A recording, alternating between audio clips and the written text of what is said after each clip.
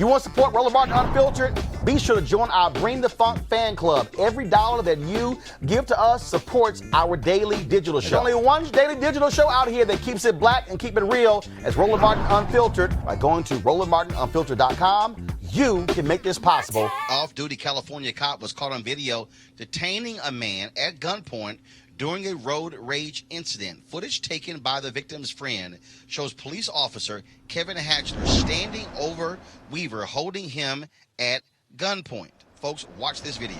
All the way down on your face. Don't move. I'm not going to keep telling you.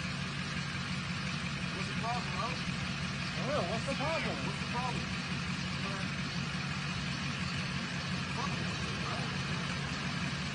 Hey, record this shit.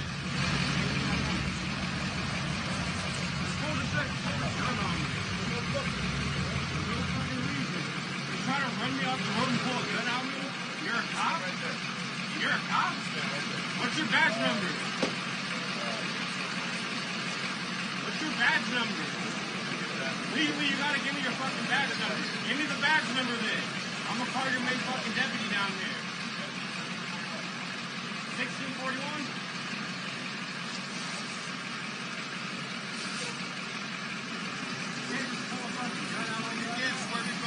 I didn't swerve my car. You did.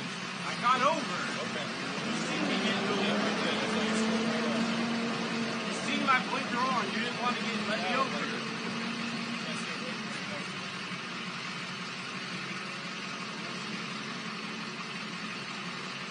Paul pulls out a 9mm on me.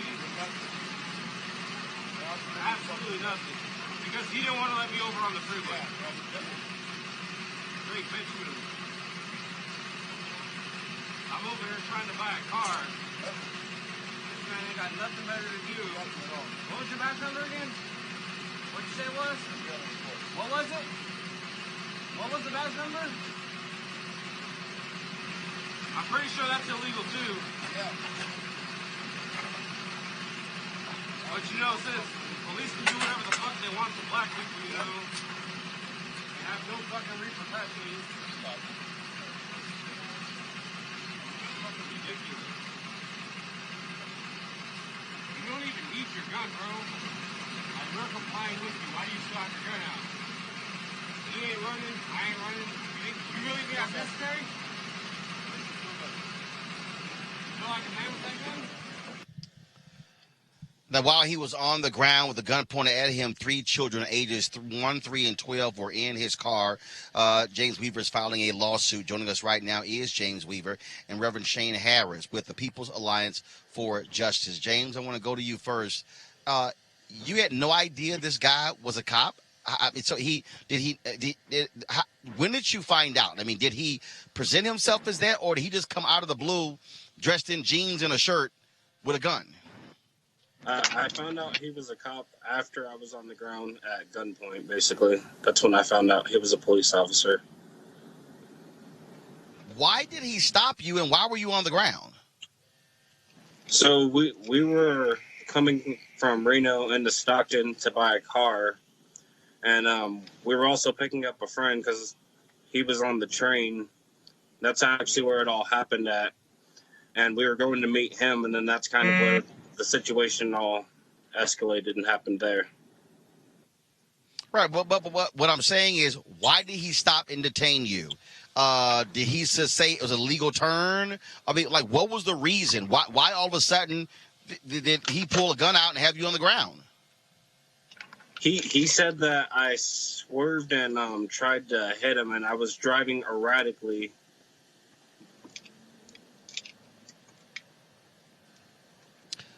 Reverend Shane, I want to go to you now. It's very interesting because I remember being in Chicago, and I was going down a particular street, and then this unmarked car sped up beside me, and this guy's yelling at me, and I don't know who the hell he is. I can't tell he's a cop. Then when he jumps out of his car, you know, he's showing his badge, and I tell him, I said, how am I supposed to know? He was like, why didn't you pull over? I said, well, who the hell are you?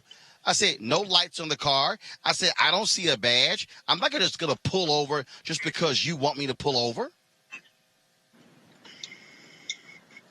Right. I think that, what we're seeing here is a big concern to us, Roland, and thank you for always highlighting such important issues. This is why your platform is so needed across this country, because black and brown men in this country are, profiled at larger rates than any other race. Black and brown people are incarcerated more than any other race, and the reality for particularly black men like James Weaver is that this man is on the road. He's headed into Stockton from Reno, Nevada, to buy a new car, and basically this cop gets rogue or angry because of his interaction with Mr. Weaver. He's off duty.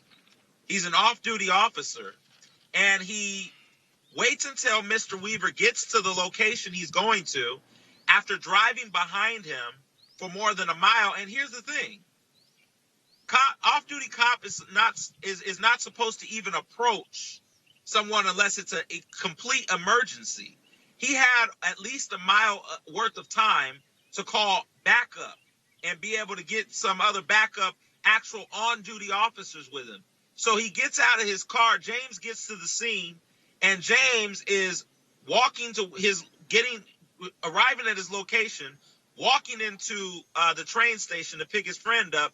And this cop, who does not identify himself until he pulls his gun out, tells James Weaver to get on the ground. James is seeking answers about who this man is. I mean, why is it that we are in a society where we're not able to tell the difference between a robber and a cop? He doesn't know who this man is. And all the way until after James gets on the ground, which I don't know if I would have done, Roland, then does this cop tell his friends and the other people in the car, his niece, that he's a cop. I mean, this is really egregious and very scary when you are in this kind of society where you are not able to even know the difference between a robber and a cop in this particularly off-duty situation. This cop should have called the police, James, should have called those on duty, right, and should have had some kind of process of ensuring his safety and the safety of James Weaver, but instead used his rogue, angry nature and his position of power as a cop to go after James Weaver. James, I understand that you're filing a lawsuit. Yes. And when will that take place? I'm not too sure yet. It's still in the progress at the moment. First of all, we're certainly glad that. I'm sorry. Go ahead, Reverend.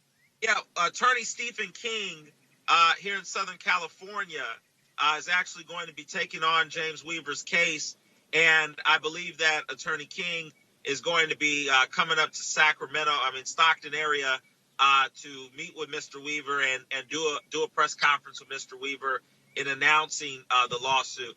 Real quick before we go, I think this is very important. We have spoken to the mayor as well as the police chief. Our Stockton, Sacramento leadership of the People's Alliance for Justice, Chris Adams and others, are up there dealing with that. And the real fact here that was really concerning to us, Roland, was the fact that this actually was confirmed by the mayor, by the leadership of the city, the police chief, that this cop was in fact off duty, that this cop, was in fact, didn't really have a whole lot around this. James Weaver goes back to Reno, Nevada, where he lives. He was coming to Stockton to buy his car. The cop obviously charged him or sought to charge him with assault with a deadly weapon, which was his car. And that charge was dropped. James Weaver found out that charge was dropped when he traveled back from Stockton a week later for his court hearing date to find out from the clerk that he didn't need to be in court because there was no reason to be there. There's no charges on his file. And then to find out from the district attorney through media that the charges had officially been dropped, So we believe that even though this is not a big money case, we know that Attorney Ben Crump and D.L. Hewley, who we think pushed it out there, we know this is not a big money case. This is about racial profiling in this country. What happened to the family in Phoenix? Egregious. And this is the kind of platform that we need to ensure that people understand that you cannot do this to young black men in this country. And if you do it, we're going to be there to stand up for justice, and we're going to be there to organize.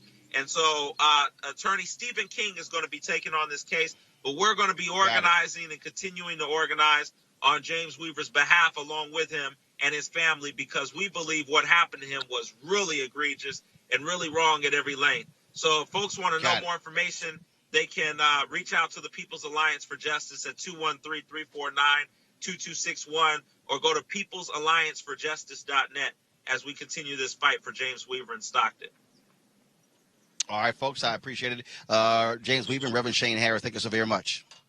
Thank you. All right, folks, back to that Roland Martin Unfiltered video in just one moment. All right, folks, they're back. MarijuanaStock.org is another great investment opportunity. If you were lucky enough to invest in their last crowdfunding campaign, you know they raised a ton of money in just a few months investing in legal marijuana farms.